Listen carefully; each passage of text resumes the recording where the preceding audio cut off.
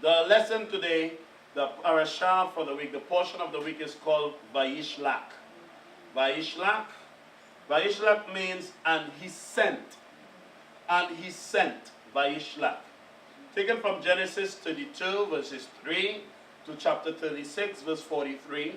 And the Haftarah, which is the prophets, is taken from Obadiah 1, verses 1 to 21. And the Brit Hadashah, which is the New Testament, is taken from Hebrews 11 to verse 11 to 20, and Matthew 26, 36 to 46.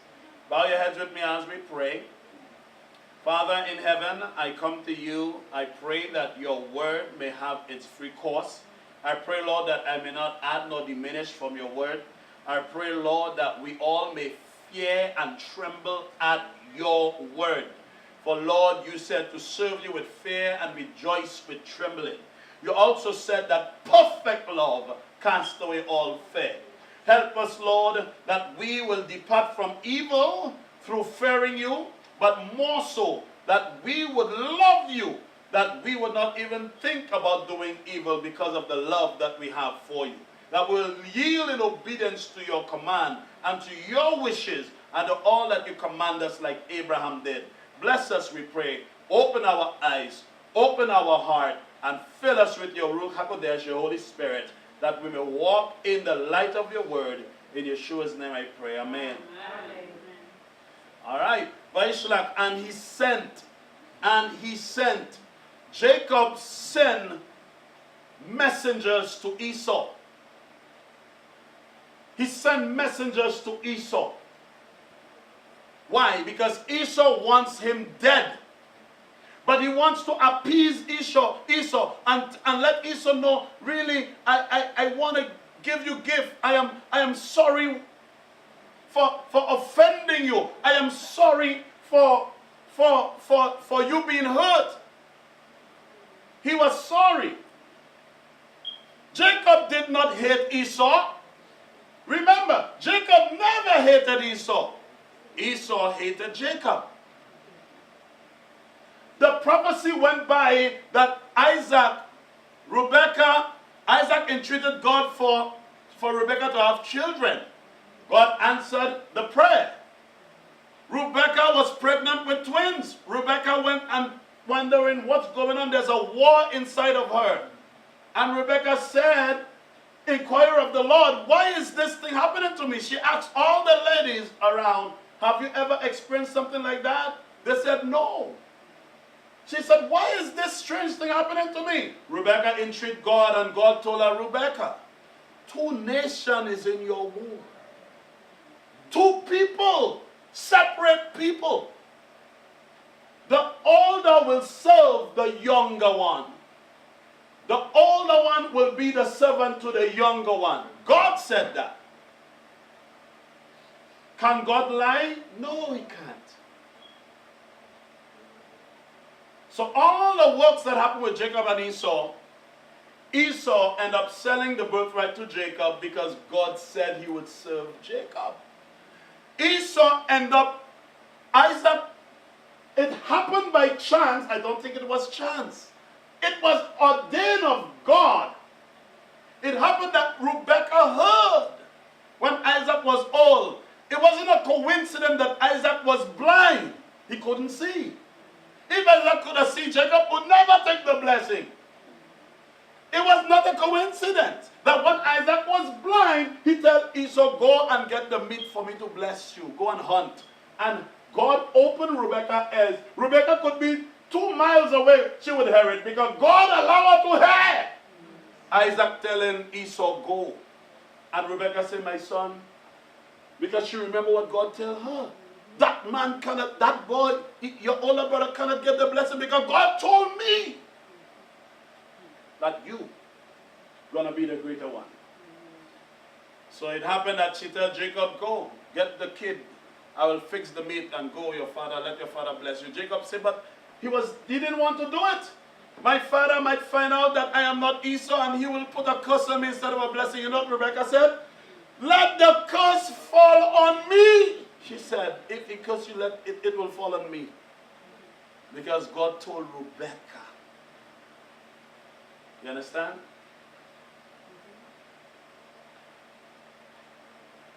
I remember the holy woman, that's why we do the prayer upon the daughters every Friday night.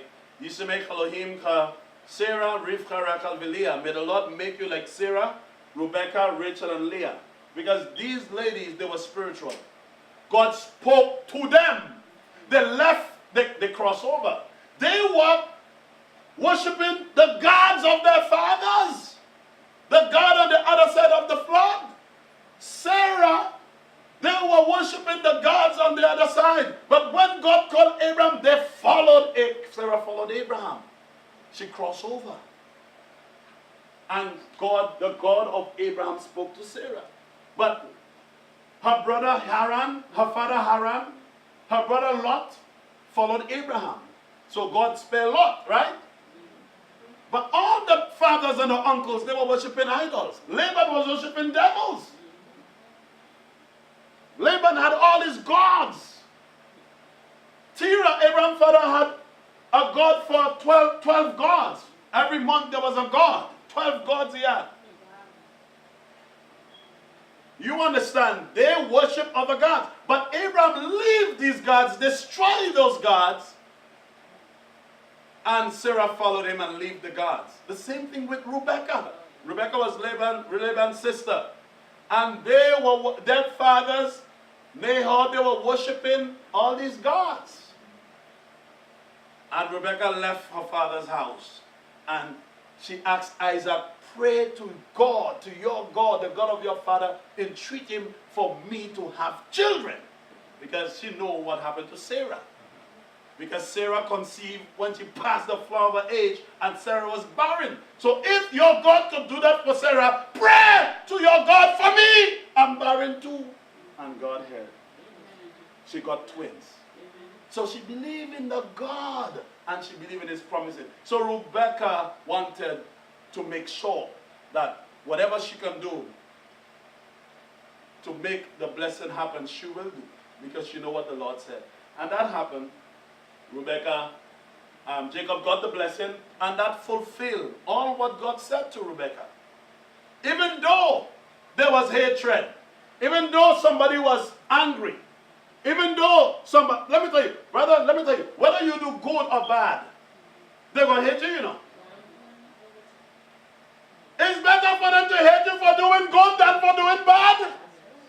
Because God will be your defender when you do good. But when you do bad, who gonna defend you? Who gonna defend you? You're on your own.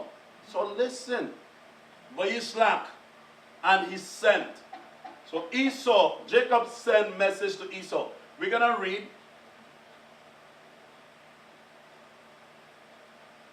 We're gonna read Genesis 32:3. And Jacob sent messengers before him, Vayishlach, he sent messengers before him to Esau his brother, in the land of Seir, the country of Edom. Alright? Instructing them, thus you shall say to my beloved, my Lord Esau. So he is saying Esau is his Lord. He's humbled himself before Esau. There's a reason for that. Remember this, brethren, because we have to be very wise. Jacob wasn't a fool. Even though God promised Jacob a lot of blessings and God promised him things, Jacob was not a fool. He knew how to conduct himself and how to behave himself. Don't be egoistical. Don't be proud. Don't think of yourself beyond of yourself. Be careful how we conduct ourselves, even though we are chosen. I remember the pastor's wife prophesied in the whole congregation in St. Thomas around 1992, 93. I was a little boy. I got married when I was 18, I was 94. So 93, I'm probably 16 years old. Yeah, I just got baptized. Yeah, I was about 16. The pastor's wife prophesied. And she prophesied about her son, Guilford. She prophesied about her husband. She prophesied about the congregation. And she prophesied about me. And she said, the Lord said, you see Zion? She said, the Lord said, you see Zion? She said it 3 times. You see Zion? I will anoint that boy. God said, I rabbis came down. I knew this. I heard it. Everybody heard it. My mother could tell you she was there. She had a vision for the congregation. Rabbis came down, and rabbis don't know me from nowhere. And they said, you see, you're Romans 11:11. You will, they prophesy on me. They say, you will turn the hearts of the Jews to the Lord. He said, you will provoke the Jews to jealousy. They don't know nothing about me. They say, your name, what's your name? Sion? The rabbi explained, your name means a thirsty land. A thirsty land for God. You never have enough of the Lord. You're thirsty for God. The rabbi prophesied. Brethren, I heard prophecies. Everywhere I go, ministers say things on my head. You think I lift up myself? A minister there tell me, I will never ordain you. Sit down, don't say nothing. And I sat there like a baby. For years, I cannot speak or explain nothing in a lesson. The lesson going on, everybody could speak. I can't say anything. You be quiet. Sit down under that. Yeah. So when you talk about people, they can't take nothing. You say something, they got offended. I was insulted for years. This is not 1-2 days. Years in oppression. Sat in it. I love him. I do him good. I bless him. I bless his wife. I bless his mother. I bless them. Who could stop God? Unstoppable. You understand what's going on? You got to humble yourself, brother, before you become a leader. Learn to humble. Learn to go down. If you cannot go down, you cannot lead God's people. Because God's people and God's servants, they are servants of the people. You come to serve, not to rule. Yeshua said, he that will be great among you have to become a servant. He said, I am Lord and Master. You call me Lord and Master. You say, well, for so I am. If I, your Lord and Master, wash your feet, you ought to wash one another's feet. Words, brethren, words have us so bitter, so angry. We are so weak in the flesh because we think too much of ourselves. Go down. Our ego, our pride. Jacob humbled himself even though God, he know he's the chosen. I know I was chosen. Many people, I tell you, I could, my sisters prophesy about me. All my sisters prophesied about me. Donna and Laura. You think it's one time I heard this in my head, I could have lifted myself in pride? But I humble myself. Even among them, I humble myself. You have to humble because that's the way. The Lord said he is with the meek and with the lowly. The Lord exalts the humble. He resists the proud, but he exalts the humble. Jacob is humbling himself. Hey, Jacob, tell Esau, my Lord. Jacob was Esau's Lord. But he said, tell Esau, my Lord. He humbled himself.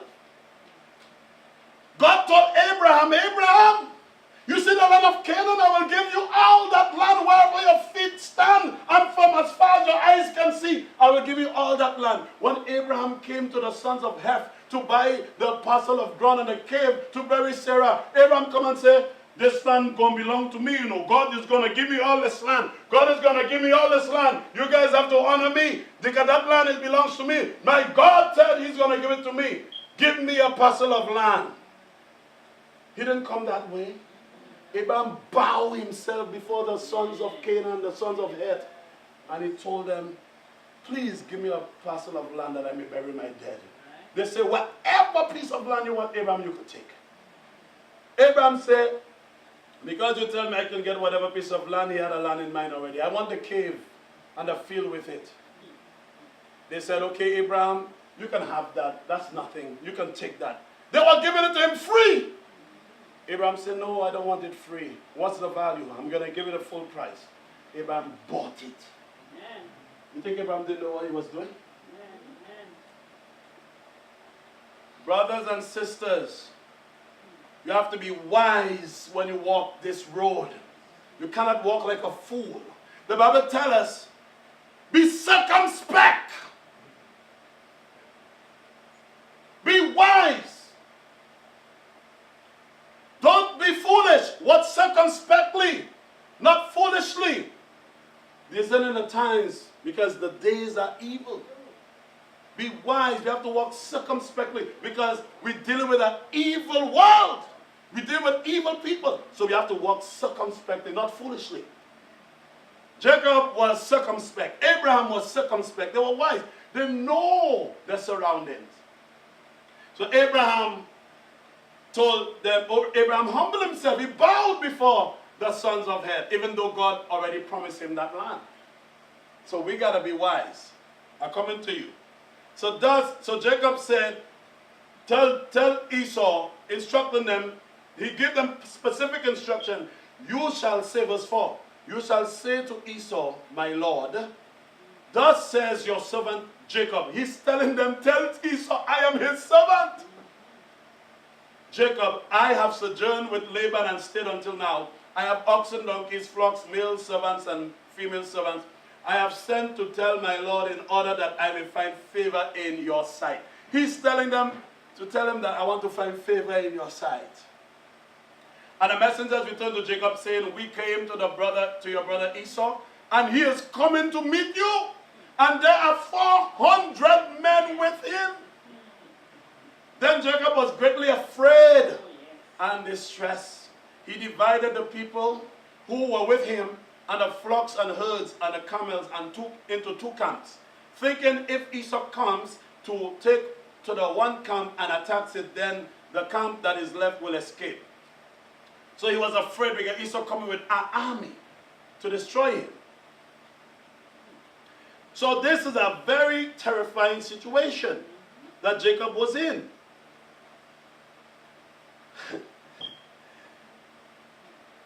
And Jacob prayed. Jacob said, "O God of my father Abraham, God of my father Isaac, O Lord, who said to me, return to your country and to your kindred." Because when he was by Laban, God told him, leave Laban, return to your country and to your kindred by your father's house.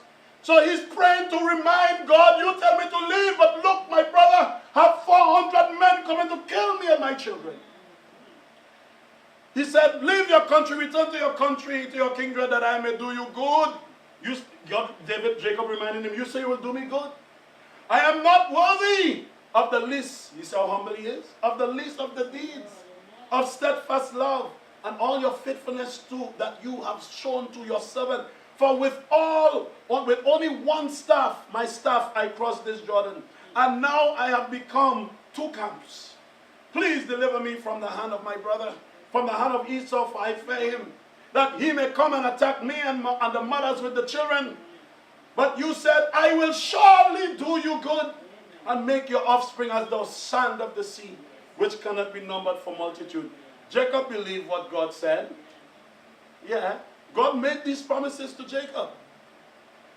But he had to go through his trials and tribulation. Yes, sister?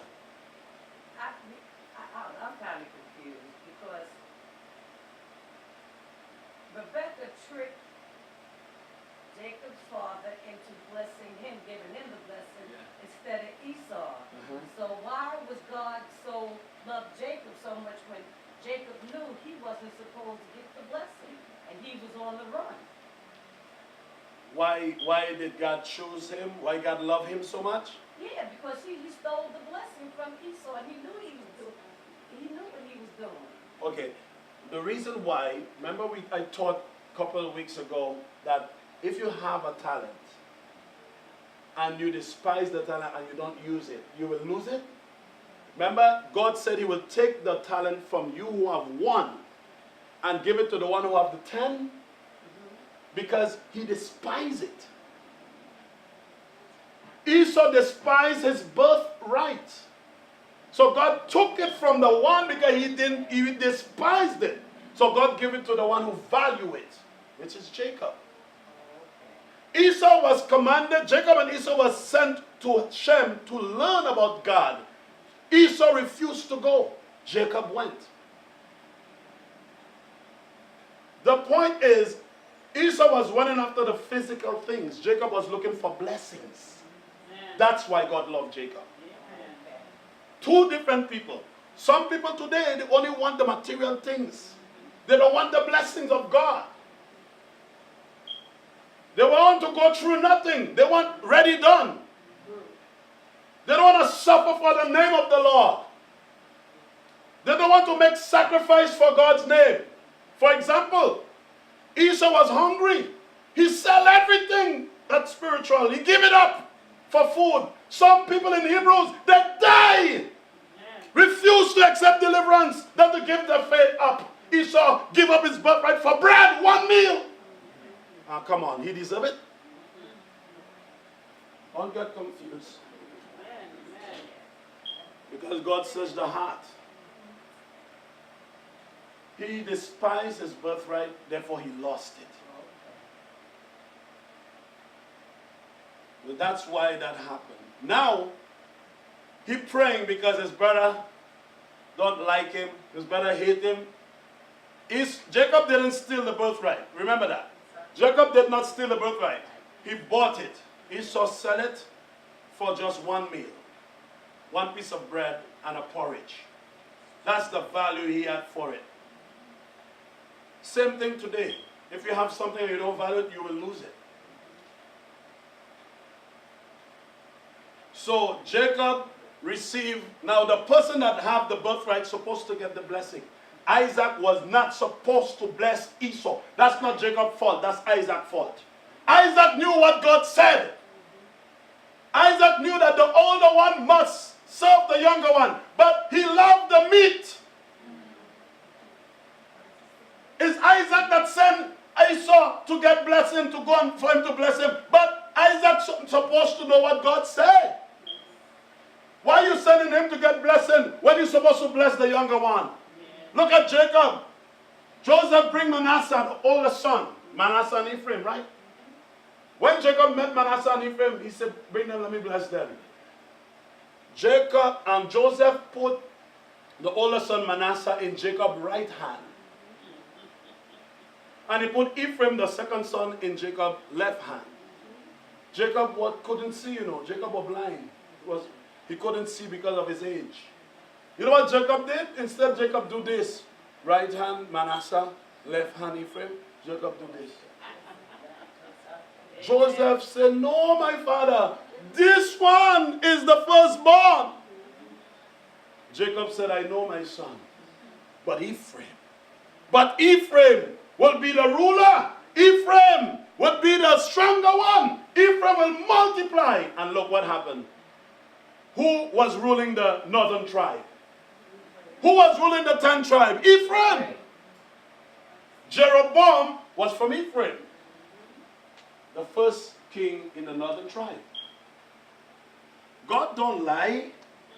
God tell you, he prophesied. He tell you, I am able to proclaim it and bring it to pass. Yes. That's why I'm God. Yes. That's why you must believe what God says. Because it must come to pass. Nobody could change it. It must happen. So that's how that went down. So he's praying to God. Even though God tell him to leave and everything, God promised him, but why these things happening like the way it's happening? Because God wants to show his power. You might say, well, why the children of Israel was in Egypt for 400 years and why they have to go through that? Because God wants to show his power. Amen. This is a message for us to learn to trust God. You have to have faith. You have to trust him. And then he prayed. I want to read something for you. As he prayed, we got to pray because if everything all right, we wouldn't pray, If everything going how we understand it and how we expect it, we wouldn't pray. Everything is all right, but this situation make Jacob pray. Lord, what happened? You forget? The book of Joshua 32. Let's look at something in the book of Joshua. Joshua 32:3. This in line, basically the same thing. For I have...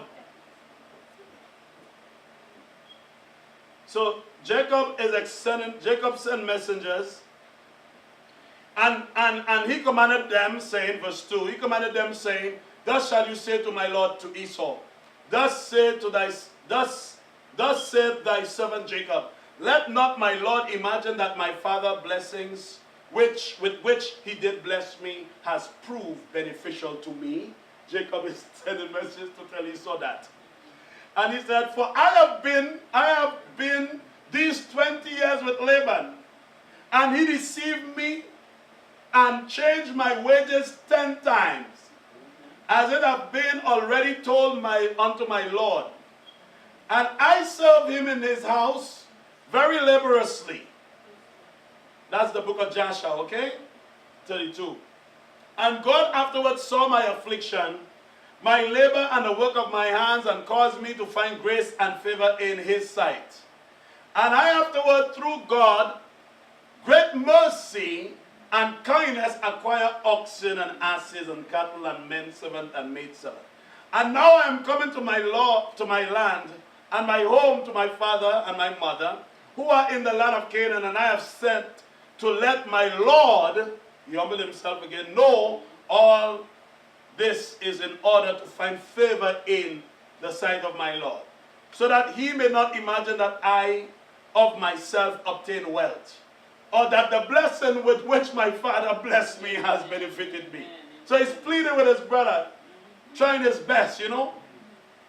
And these messengers went to Esau and found him in the borders of the land of Edom, going toward Jacob, and 400 men of the children of Seir, the Horite, was standing with drawn swords.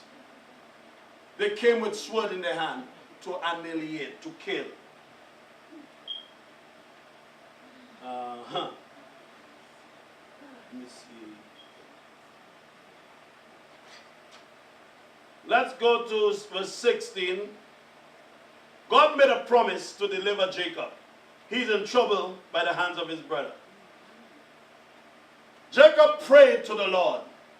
Jacob had to pray because of this, and said, O Lord, God of my fathers, Abraham and Isaac, thou didst say unto me when I went away from my father's house, saying, I am the Lord God of thy father Abraham and Isaac.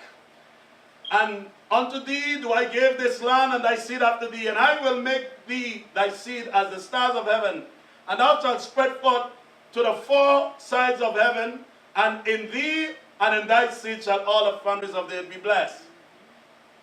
And thou didst establish thy word, and didst give me unto me riches and children and cattle, as the utmost wishes of my heart didst thou give unto thy servant. Thou didst give unto me all that I asked of thee, from thee, so that I lack nothing. And thou didst afterwards say unto me, return to thy parents and to the birthplace, and I will still do well with thee. But, look at this. And now that I have come, and thou didst deliver me from Laban, I shall fall in the hands of Esau, who will slay me, yea, together with the mothers and my children. Now therefore, O Lord God, deliver me, I pray thee, also from the hands of my brother Esau, for I am greatly afraid of him. And if there is no righteousness in me, do it for the sake of Abraham my father and Isaac my father. For I know that through kindness and mercy have I acquired this wealth. Now therefore I beseech thee to deliver me in this day with thy kindness, and answer me. Now, I am reading this to show you the Bible, the Torah, and the book of Joshua says the same thing. He's praying. Brethren, when we are in trouble, we need to pray. We need to seek God. And that's what David did. That's why the whole book of Psalms is written, because of all the affliction that David went through. We need to pray. When we're in trouble, don't react with anger. Don't react by saying words to satisfy your feelings. Don't try to retaliate by words to hurt somebody. Stop fighting your own battle. Go and pray. And you will see the hands of God. The reason why we don't have victory in our lives and we're going through the same thing over and over, because we don't pray what we need to pray. we use God conveniently, or we haven't understand the weapon of our warfare. My God, my God. You need to know how to fight this battle. It's not a battle of flesh and blood. Spiritual wickedness in high place. How are you going to fight these spirits? It's through prayer. Praise the Lord. Amen. Amen. So we go through the same thing over and over again. Where is the victory? Where is the glory? You need to go and pray. Sometimes you need to pray and fast. You know why? Because we think the wrath of men works God's righteousness. No, it does not. Jacob learned to pray. And what happened? God answered Jacob's prayer. And you know what happened? Look at this. Look what God did. If you go Genesis chapter 32, verse... What's going on here? Let's go. 32, yeah. Verse 1. Genesis 32. Look at this. Genesis 32, verse 1. Early in the morning, Laban got up, kissed the grandchildren and daughters, and blessed them. Laban left and returned to his place. Verse 2. While Jacob left on his way, the angels of God met him. Then Jacob said, he saw them. This is God's camp. And he named that place Mahanaim. God dispatched angels to Jacob's aid, to the help of Jacob. This is very important. When you go into the book of Joshua, you're going to read from 27. Look at what happened when Jacob prayed. 27, Joshua 32, 27. And the Lord heard the prayer of Jacob on that day. And the Lord then delivered Jacob from the hands of his brother Esau. And the Lord sent 3 angels of the angels of heaven. And they went before Esau and came to him. And these angels appeared unto Esau as his people as 2,000 men. The angels, 3 angels, appear as 2,000 men, riding upon horses, furnished with all sorts of war instruments. And they appeared in the sight of Esau, and all his men to be divided into 4 camps, with 4 chiefs to them. And one camp went on, and they found Esau coming with 400 men towards his brother Jacob.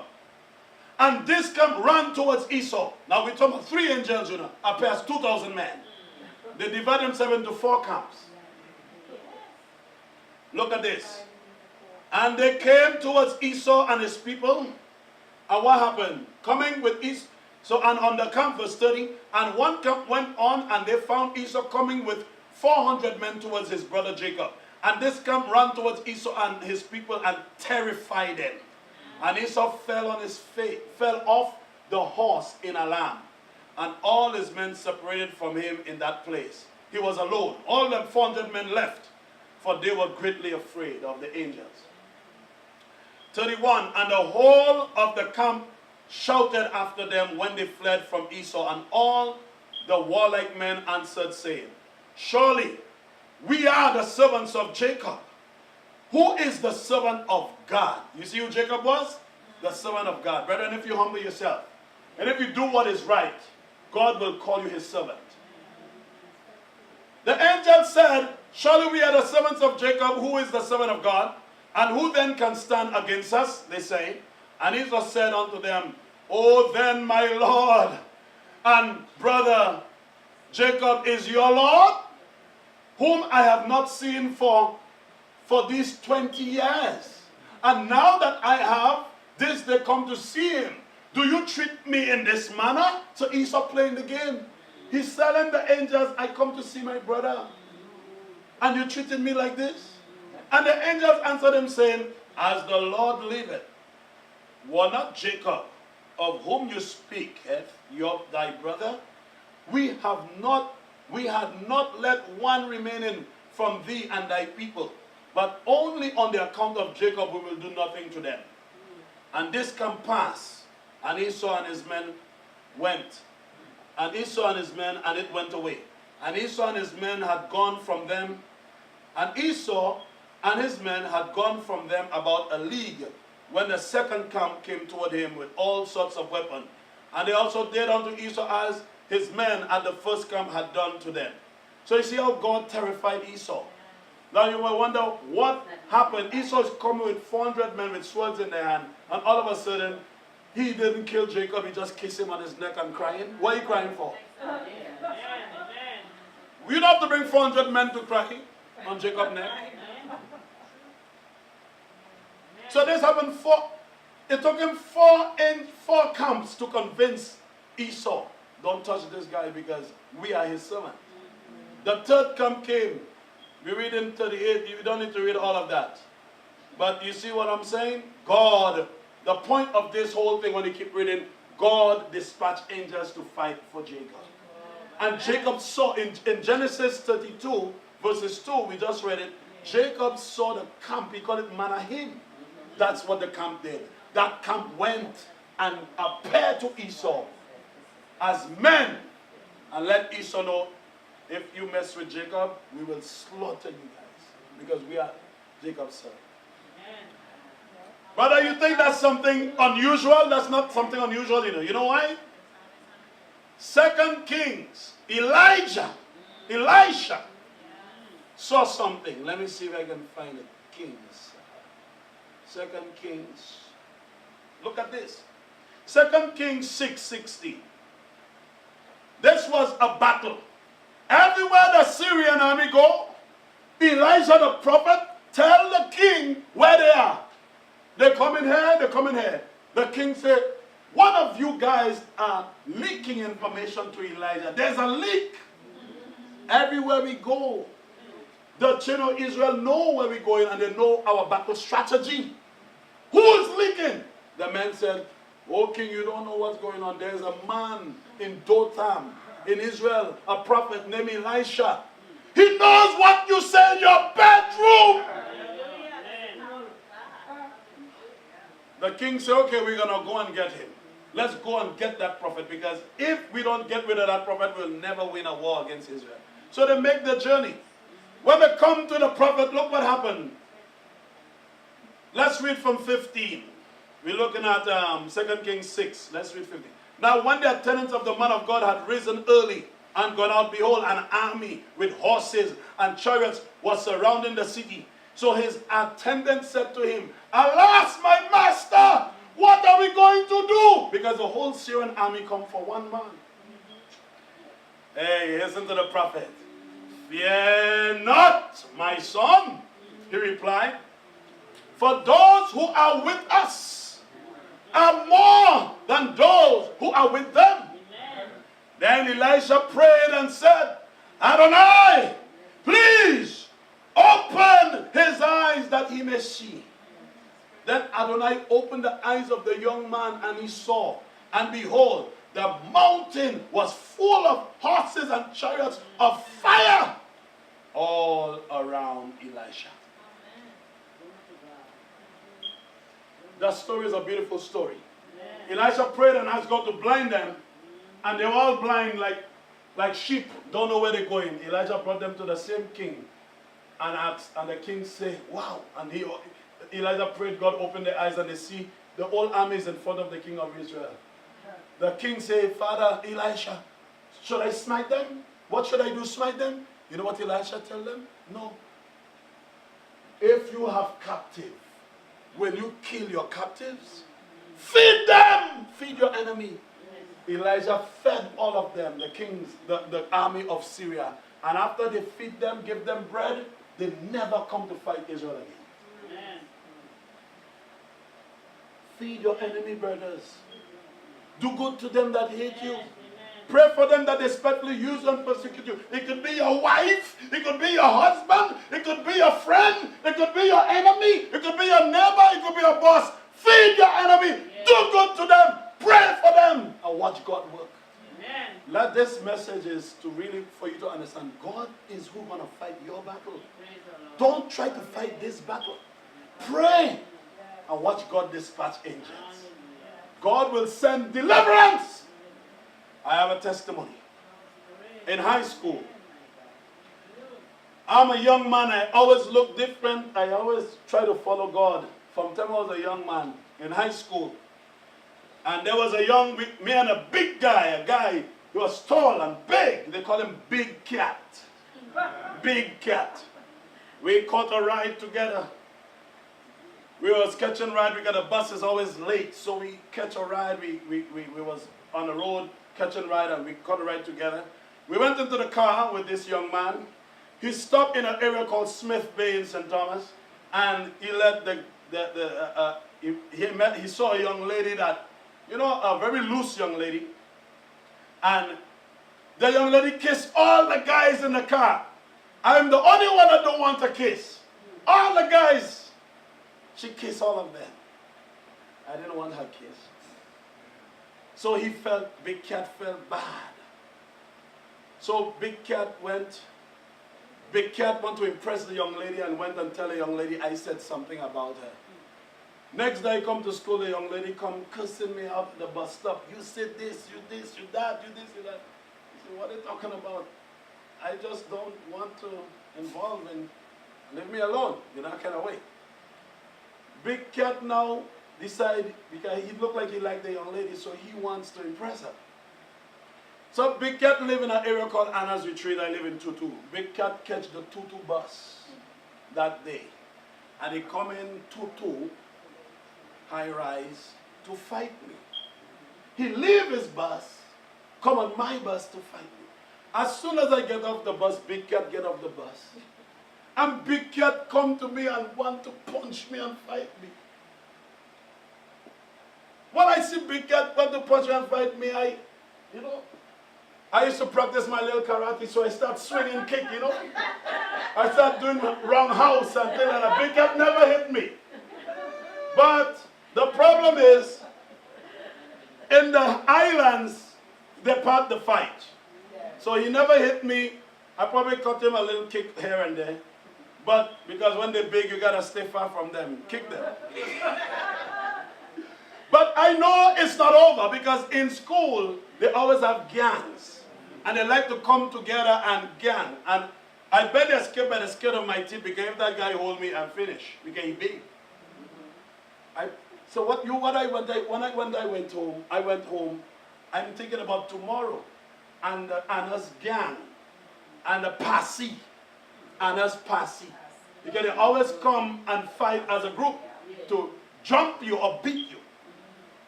I always kept to myself, playing music, and I never troubled nobody. So I went and I prayed I go and call on the Lord.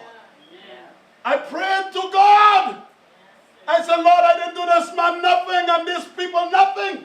Lord, defend my cause. Let me tell you something. I went to school the next day. I don't know what happened. When I went to school the next day, Big Cat come like a kitten. Brother, he's my best friend now. You want this? You want... I don't know what happened. The man become my best friend. God did something to him. No jump. My army talked to him. The army of the Lord spoke to him. The camp of the Lord spoke to him. I prayed. And heaven moved on my behalf. I don't know what happened. He never tell me. But from then, every time this man see me, hey, my best friend. Big Cat. Pray. Pray. That's your strength. Psalms 121 said, remember Psalms 121? The Bible tells you, they that trust in the Lord shall be as Mount Zion that shall never be removed by the bite forever. Psalms 125:1. But Psalms 121 says, I lift up mine eyes to the hills, from whence cometh my help. My help cometh from the Lord, which made heaven and earth. He will not suffer our foot to be moved. He that keepeth, he will not slumber, he is not sleeping. Behold, he that keepeth Israel will neither slumber nor sleep. The Lord is thy keeper.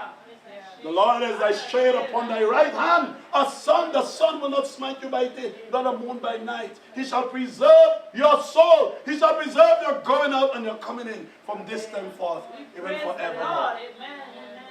Put your trust in God and pray. And watch God work. So Jacob God dispatched angels for Jacob. But Jacob wasn't proud. He was always a humble guy. Jacob was always humble and he was wise in his approach. The Bible tells us in Matthew chapter 10, when Yeshua sent the disciples out, when he sent the disciples out, what did he tell the disciples? Yes, you have power. You have power to heal. He said, behold, I am sending you as sheep in the midst of wolves. You are sheep in the midst of wolves. Be wise as a serpent and innocent as dove. Beware of men, for they will hand you over to the court and flog you in the synagogues. The Bible tells us, be wise as a serpent and harmless as dove. Pray. Yeah, there's some battles you cannot win physically. Amen. Some battles you cannot win physically. You have to let God fight it. And you got to be obedient to God. So he said, be wise. Even when you minister to people. 2 Timothy 2, verse 24 tell you while you're ministering. That's why, even though you have the message, that's why God prepares you to be his messenger. Because you have to well represent the truth. Because even though you have the right message and you are not the right messenger, people will not receive your message. You misrepresent the message. You have to represent the message. Be wise as a serpent and harmless as a dove. So don't misrepresent the message. The messenger have to be true and the message have to be true. And if you go and you're not prepared, you went. You didn't wait on the Lord. When you sent, you're prepared. Because the Lord prepare you and send you.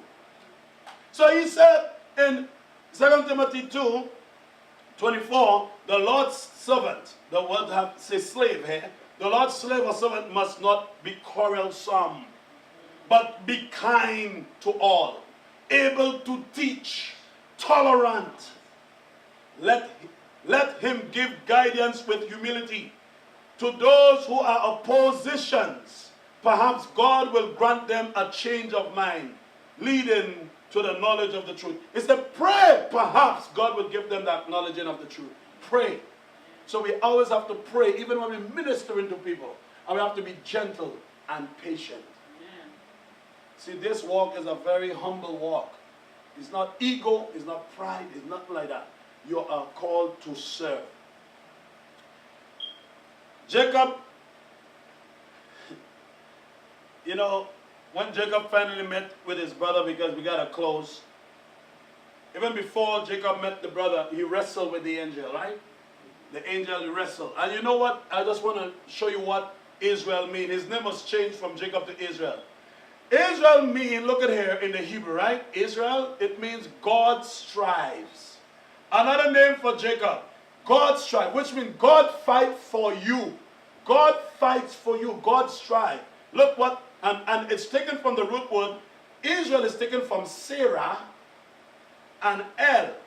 Sarah means striving. Striving. That's what Sarah means. God strive. That's where Israel come from. So God fights for you. So whenever you call the name Israel, you say God is fighting for that person. God is striving for that person. That's why Jacob wrestled with the angel. And even though he was in pain all night, his hip went out of joint, Jacob never let go. Even in pain, he didn't let go. He said, I will not let you go until you. He wanted blessings. How eager are we after blessings, brethren? How eager are we after the spiritual things? Or do we run more after the physical things and the earthly things, which the Bible said the earth will pass away and the lust thereof. But he that doeth the will of my Father lives forever. How?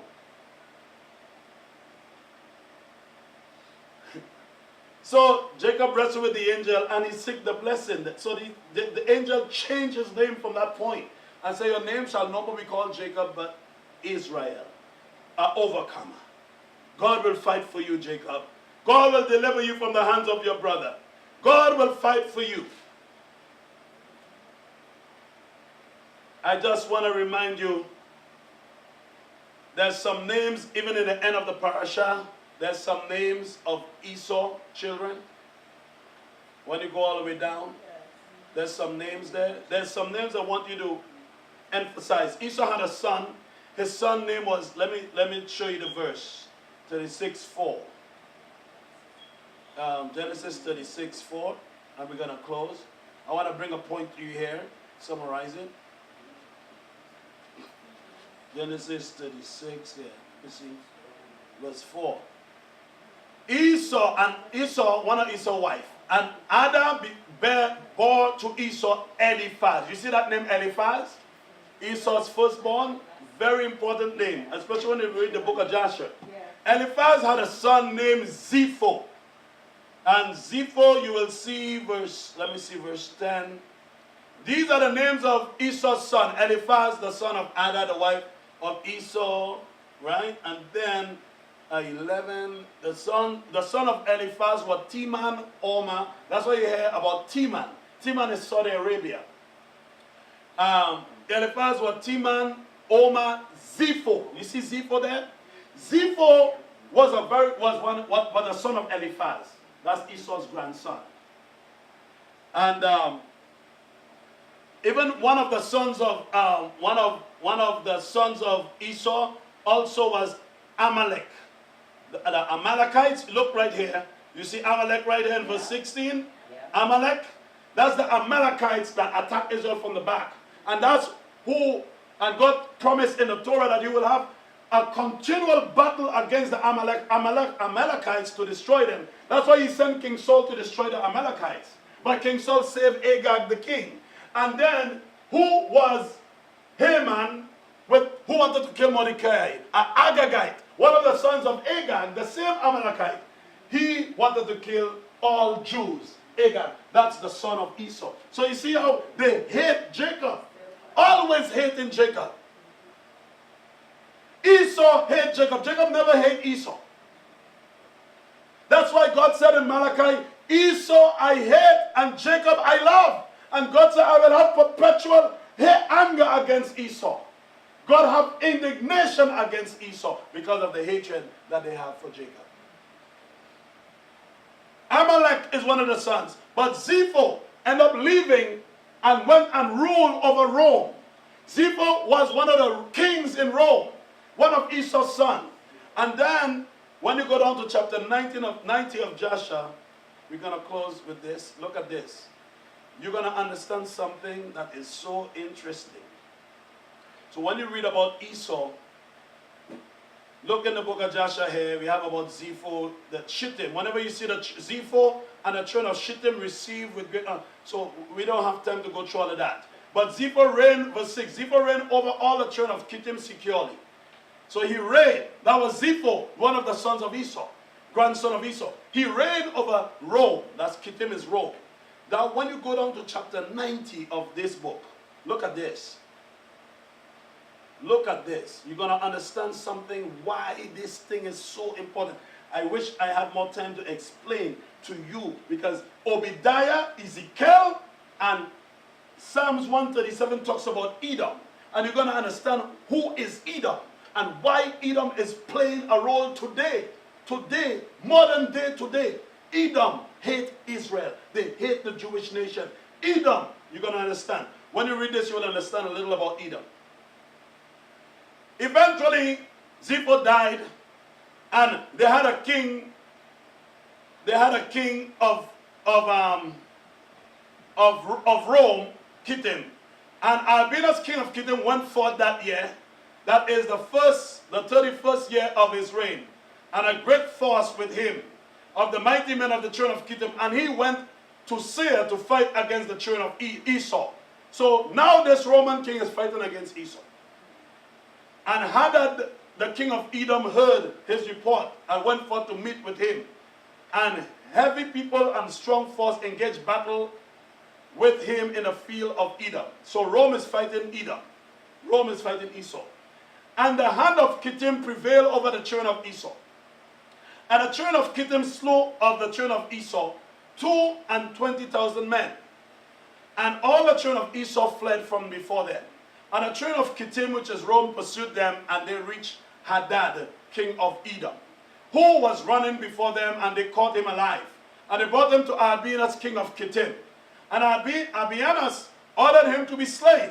And Hadad, king of Edom, died in the 48th year of his reign. If you go back to the Torah, to Genesis 36, you will see Hadad was one of the kings in the Torah, in Genesis.